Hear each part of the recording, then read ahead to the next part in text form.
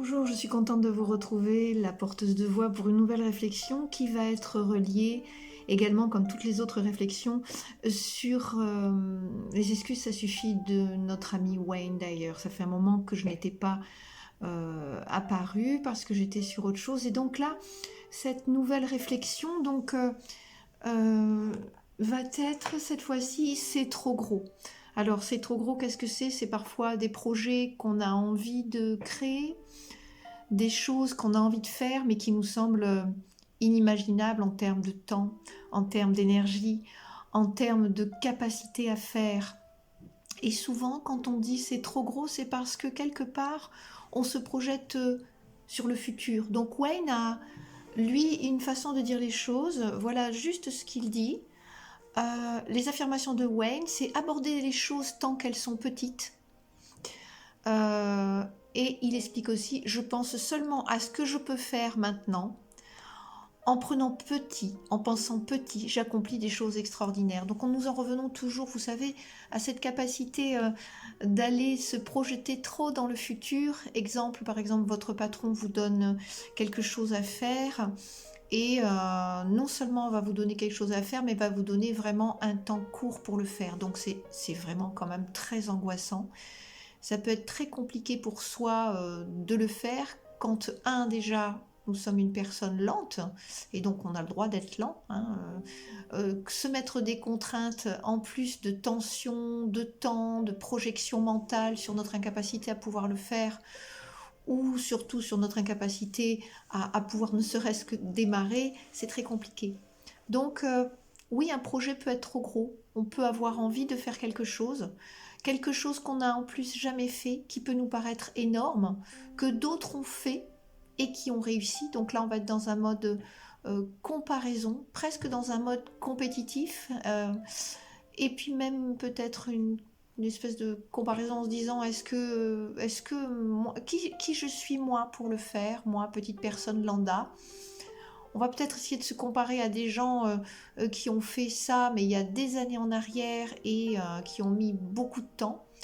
On aura peut-être la mauvaise idée d'aller voir le résultat final d'une personne qui a créé quelque chose, alors qu'on ne va pas se poser la question de savoir qu'est-ce qui a été fait avant, les étapes qui ont été faites avant. Il y a peut-être eu des étapes d'échec, on va dire le mot, peut-être des étapes d'échec, puis des étapes de renonciation, puis des étapes où les choses renaissent, où la personne a recommencé à faire quelque chose. C'est comme quelqu'un qui finalement va essayer d'arrêter de fumer et qui va dire c'est trop gros pour moi, je ne vais pas y arriver parce que ça fait 30 ans que je fume, j'y arriverai pas.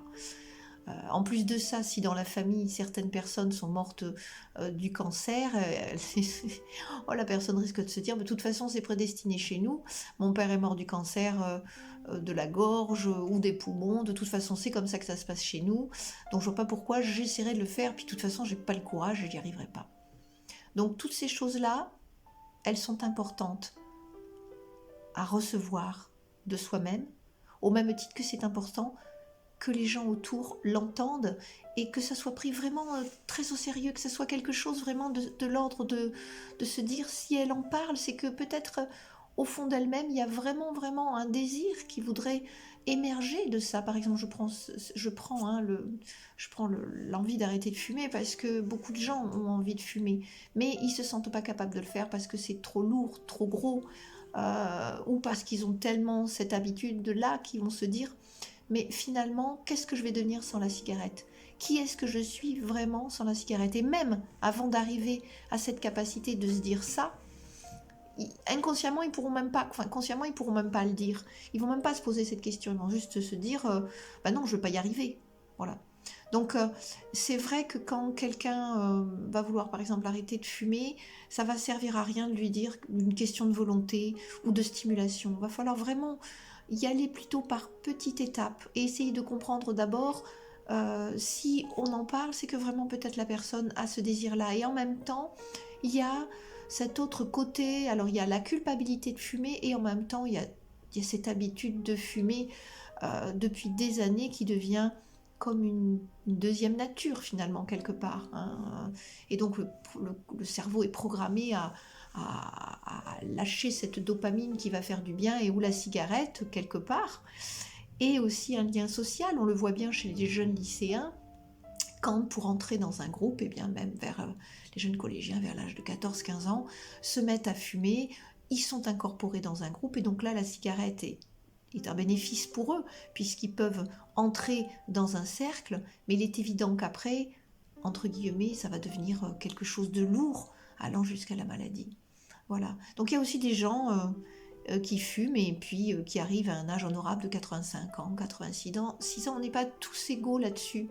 Donc je pense que quand tout doucement on regarde un petit peu le paysage de quelqu'un qui aimait ne serait-ce que l'idée de vouloir essayer d'arrêter ou passer à la cigarette électronique, ça va être important d'y aller étape par étape. J'en avais déjà parlé de ça, c'est-à-dire que ce qui nous paraît trop gros, ça peut être l'arbre qui cache la forêt, c'est tout simplement en premier lieu une précipitation à regarder peut-être les choses soit d'une manière trop large, et donc on voit cet arbre énorme et puis cette toute petite forêt derrière, soit c'est d'aller se noyer dans les détails. Je pense qu'avant de passer par l'action, il va être important effectivement juste de faire un petit peu le bilan de soi-même, de se dire est-ce que j'ai vraiment envie d'arrêter de fumer? Alors il va y avoir un non, et puis à côté de ça, il va y avoir des petites actions, des petites tentatives comme ça pour soi, juste pour dire je suis capable, je vais y arriver, ça dure 1 mois, 2 mois, en s'arrêtant, et puis finalement on reprend. Donc c'est une espèce de jeu où je vais passer de l'un à l'autre, et puis pour finalement me prouver et prouver aux autres que je suis capable de le faire. Et puis il y a vraiment ceux qui vont vouloir s'arrêter, mais pour qui ça a l'air très très compliqué, parce que la cigarette est là comme, au-delà de la compulsion, hein, elle est là comme une amie, comme quelque chose qui rassure. Donc ça va être vraiment important de pouvoir en parler, de pouvoir partager et d'aller tout doucement. Il y a des gens qui, par la volonté ou par l'obligation, vont y arriver du jour au lendemain. Il y a ces personnes-là. Et puis il y a les autres pour qui ça va être vraiment très très lourd, très compliqué, et voire même parfois ils sont pas encore prêts. Ils sont pas encore prêts à se délester de ce fardeau. Et donc ça va être difficile. Donc il faut vraiment tout doucement y aller, discuter, faire des allers-retours, faire des tentatives. Et il me semble que c'est comme ça tout doucement qu'on pourra se faire confiance et que on va aller au noyau de soi-même. Ça peut amener des pleurs, ça peut amener de la difficulté, ça peut amener aussi du désistement, mais ça peut être aussi un engagement en se disant qu'est-ce que le fait d'arrêter la cigarette va pouvoir m'apporter. Mais ça, c'est me semble-t-il, dans un deuxième mouvement, parce qu'avant même d'aller dans ce mouvement-là, il faut juste essayer de ressentir ce que la cigarette m'apporte, et puis de temps en temps, se permettre ce jeu d'aller-retour et se dire, cette cigarette, il y a des moments, j'en ai plus envie. Elle m'apporte plus rien et pourtant je peux pas me l'enlever. Puis il y a des moments, elle va encore m'apporter beaucoup, peut-être dans des moments de tension, des moments de peine, des moments de liens sociaux aussi. Alors j'ai pris l'exemple de la cigarette, mais ça peut être trop chaud, ça peut être autre chose. Hein. Quand on dit c'est trop gros, c'est déjà une évaluation d'une situation qui n'est peut-être pas correcte, qui n'est peut-être pas réelle, mais aussi une évaluation de ses propres compétences par rapport à une circonstance, une action ou une situation. Par exemple, on a pu vivre quelque chose plus jeune où il y a eu comme un sentiment d'échec, on n'a pas réussi à faire quelque chose parce que c'était trop gros, peut-être pour notre petit cœur d'enfant, pour nos yeux d'enfant, pour nos petits bras d'enfant. Et du coup, on se retrouve dans cette situation presque à ressentir comme l'enfant l'incapacité face à l'immensité. Et je crois que ce qui va être important, c'est d'avoir une dose d'autocompassion si puissante en soi, que cette dose d'autocompassion sera plus forte que ce que l'on trouve, ce qui est gros devant nous. Donc déjà, il faudra se nourrir de joie, se nourrir véritablement de ce qui a du sens pour soi, qui nous fait plaisir. Et ça encore aussi, même avant d'arriver à cette étape-là, c'est juste de faire un petit peu l'étape de son bilan, où j'en suis émotionnellement, où j'en suis physiquement, qu'est-ce qu'il y a autour de moi, quel est l'environnement. Vous voyez, c'est par plusieurs étapes. Et quand les étapes, ça peut prendre du temps, hein, ça peut être des étapes qui peuvent prendre 3 jours, 6 mois, 1 an, parfois même avec des remises en question, parfois on a envie d'arrêter, mais si nous nous accompagnons avec compassion, avec compréhension, avec une espèce d'intelligence du vivant en nous, si on arrive un petit peu à se reconnecter à ces parties vivantes en nous, vous le verrez, j'utilise beaucoup ce terme-là, à ces parties qui nous font vibrer dans tous les petits plaisirs de tous les jours, eh bien, dans cette reconnexion-là du vivant qui nous traverse, hein, dans ce nourrissage que l'on peut avoir de soi, comme on fera attention à un poussin précieux, hein, on peut voir un petit peu ça, eh bien, c'est pas une capacité de faiblesse, c'est pas du tout non plus de la sensiblerie ou une hypersensibilité, c'est juste prendre la notion, prendre la saveur, prendre le pouls de ce que je suis, de ce que ressent mon corps, de ce que ressent mon mental,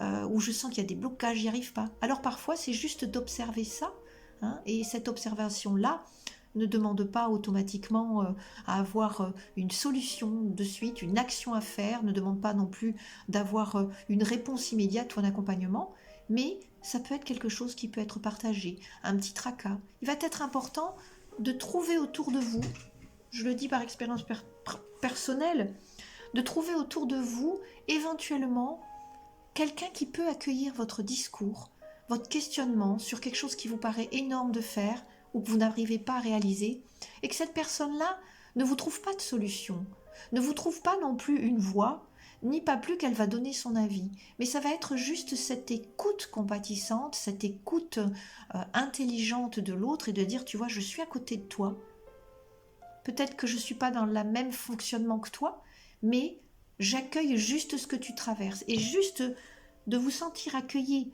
par ça, vous allez ressentir du lien du vivant. Voilà, déjà la première chose, c'est de sentir du lien du vivant en vous et de vous dire que ce lien du vivant, eh ben, tout doucement, il va faire un petit chemin tous les jours, il va creuser un petit chemin tous les jours, des petites marches pour aller vers cette chose qui vous semble si lourde. Et vous pouvez peut-être l'aborder de différentes façons. C'est pas obligé de l'aborder d'une manière directe, frontale.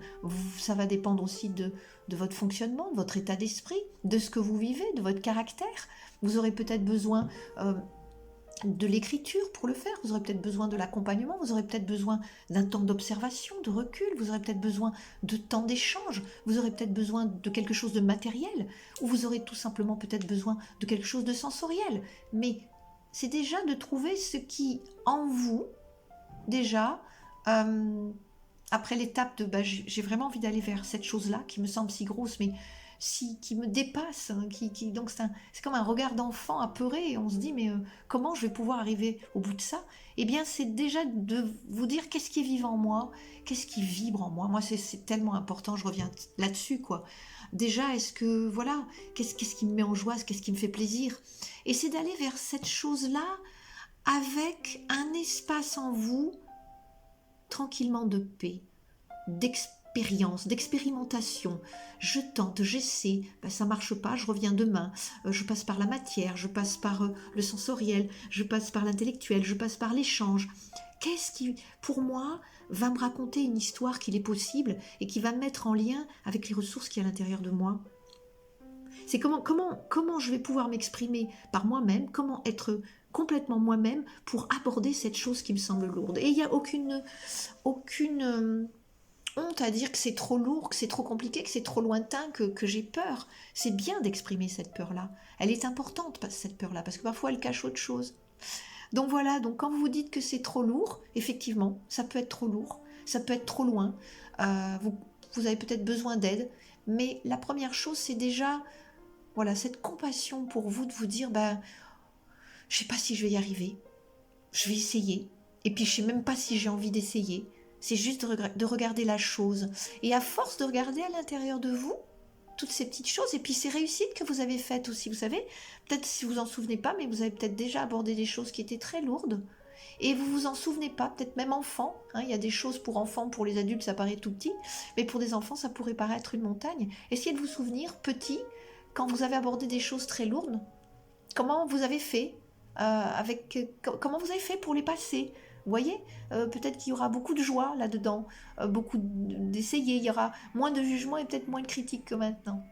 Voilà, je vous souhaite que la chose qui soit lourde ne soit lourde qu'en apparence, parce qu'en fait, c'est exactement ça. Tout est lourd en apparence.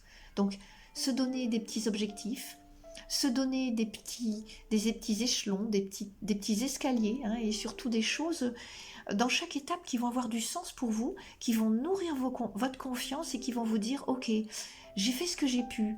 Est-ce que je peux recommencer cette étape? Est-ce que j'ai besoin de recommencer cette étape pour aller plus loin ?»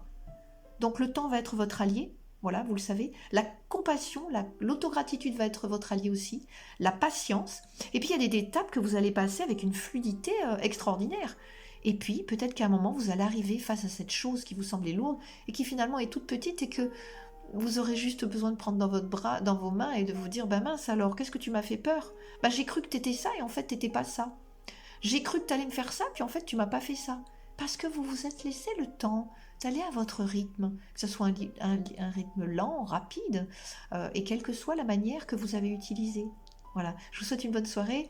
Et puis, voilà, pensez aux choses que vous avez déjà faites qui vous semblaient que c'était terrible. Déjà, je vais vous dire, de venir au monde, c'est pas rien. Hein. D'apprendre à marcher, c'est pas rien. Et déjà, rien que ça, vous pouvez vous gratifier. Bonne soirée, et puis je vous laisse un petit peu ben voilà, vos pensées, à penser déjà ce que vous avez réussi, ce que vous avez fait. Je suis sûre que vous avez été formidable dans plein de circonstances et que vous l'êtes encore et que vous allez continuer à l'être, quel que soit ce que vous allez traverser. Bonne soirée.